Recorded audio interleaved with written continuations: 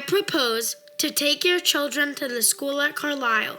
I shall send them out to work and live among the white people. I am sure this is a great turning point in the history of your people. It is far more important to you than you can understand.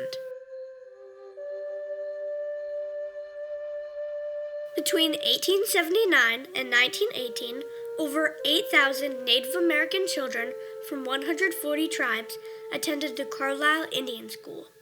While each student's story was unique, a common thread connected them. They were each part of a major turning point in Native American history. The early photographs of this educational experiment tell two stories of that turning point. One of the apparent success of the school, and one of an attempt at cultural genocide. Armed conflict between Native Americans and the U.S. government slowed toward the last part of the 19th century, but the Indian question remained. Some advocated that Native Americans should preserve their cultures on reservations, but for those who viewed indigenous people as savages, the only solution was to assimilate them into white Anglo culture. One man who believed in assimilation was Richard Henry Pratt. Pratt drew on his experiences as a prison supervisor at Fort Marion during the 1870s to campaign for the creation of a Native American boarding school. Pratt believed the school should be funded by the federal government with support from wealthy donors. In 1879, Pratt received permission from the U.S. Secretary of the Interior to open his school in a military barracks in Carlisle, Pennsylvania. It was the first federally funded, off-reservation boarding school. Spotted Tail, you have many children. Give me some of them, and let me take them to Carlisle, and let me teach them our language, and how to read and write and do business as we do, so that they may come back and help you as chief of this people. Pratt's goal at the Carlisle Indian School was to kill the Indian in him and save the man by removing Native American students far from their reservations and assimilating them into white man's society. Shortly after students arrived at Carlisle, their hair was cut and their blankets exchanged for proper clothes. They were prohibited from speaking their native language and given English names. Family members were separated from each other, all to remove indigenous influences. To promote his school and gain funding, General Pratt commissioned John Choate, a local photographer, to document the success of the school. Joining him was the well-known photojournalist Francis Benjamin Johnston. The two took thousands of photographs of Indian school life that allow us to view Pratt's philosophy at work. Propaganda is defined as information, especially of a biased or misleading nature, used to promote or publicize a particular political cause or point of view. Choate's before and after photographs, taken in the early days of Carlisle, are powerful examples of just that, propaganda. The idea is to try and sell this idea of a school to the general populace. You want to get everybody else to agree that this is a good idea to have this kind of school where we take young Native American people and turn them into more civilized versions of themselves. Choate's before and after photographs, taken in the early days of Carlisle, are powerful examples of just that, propaganda. The most famous of the before and after photographs are those of Tom Torlino, a Navajo.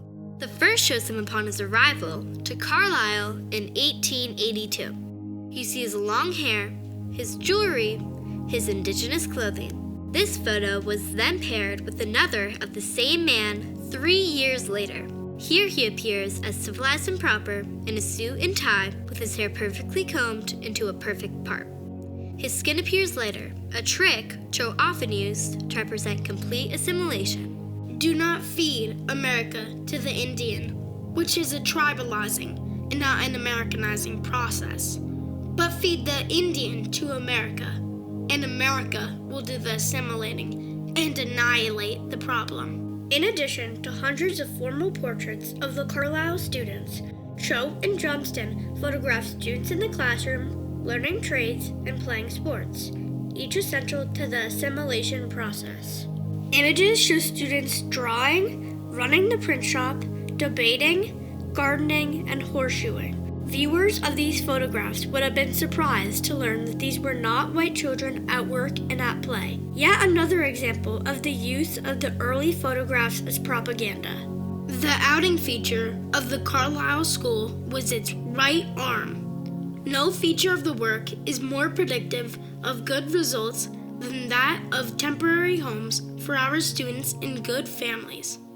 Many of the photographs taken to promote Carlisle showcase Pratt's outing program.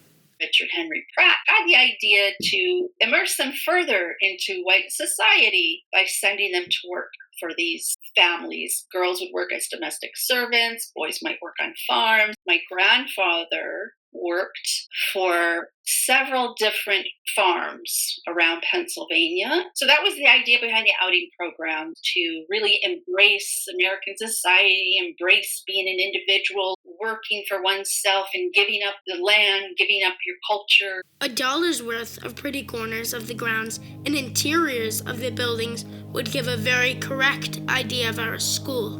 From the thousands of photographs taken by Choate and Johnston, the before and afters, students in classrooms, and children working in fields, many were selected to sell the very correct idea that the Carlisle experiment was an overwhelming success. The ability to view and purchase the new medium of photography was exciting to a public hungry for images of the Carlisle students. The curious public bought souvenir booklets and subscribed to the school newspaper. Mounted images were sold as cabinet cards. To raise funds for the school, Pratt and his agents shared the photographs with government officials and wealthy patrons.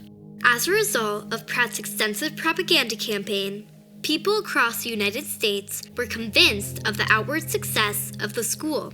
The Carlisle students blended perfectly into white Anglo society. They were no longer the savages they had imagined them to be. Although Pratt's time at Carlisle came to an end in 1904, and it closed in 1918, with the start of World War I, the Carlisle Indian School was, as Pratt had predicted, a major turning point in Native American history. Between 1880 and 1886, 24 more federally funded, off-reservation boarding schools were created with the same philosophy of kill the Indian in him and save the man. The schools joined an extensive Native American boarding school system that included over 400 other such Indian schools, some on reservations, others run by missionary groups, and others by churches. I am sure this is a great turning point in the history of your people. The story of Indian boarding schools and the photographs that represent them did not end with their closing decades ago. In fact, today we know that these photographs are not evidence of the successful turning point in Native American history that Pratt predicted.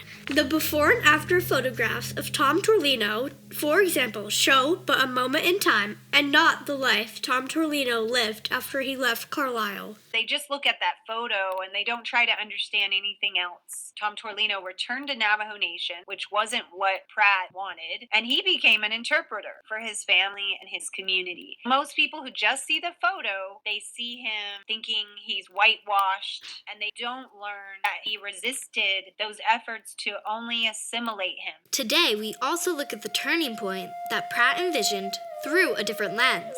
Ideas that were acceptable, even progressive then, are no longer acceptable today. Following reforms at the federal level, combined with a rise in Native American activism, these Carlisle photographs now symbolize attempts to kill a culture rather than to reform it.